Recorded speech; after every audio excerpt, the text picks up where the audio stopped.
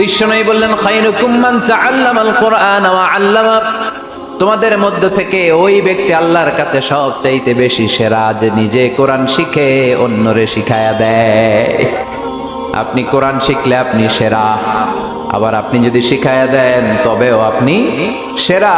এজন্য কোরআন শিখানোর চেয়ে শ্রেষ্ঠ কাজ হয় না। আপনি যদি কাউরে শুধু সূরা ফাতিহাটা শিখান, কোন সূরা, ওই লোক যতবার জীবনে সূরা ফাতিহা পড়বে তার একটা পার্সেন্টেজ সওয়াব আমলনামায় আপনার আছে না নাই?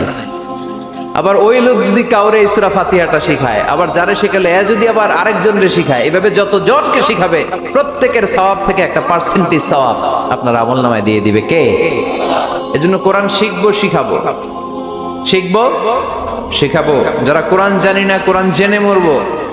No excuse will be granted that day. সেদিন কোনো অজুহাত আল্লাহ গ্রহণ করবে না। সব পারো, কোরআন পারো না কেন? সবই তো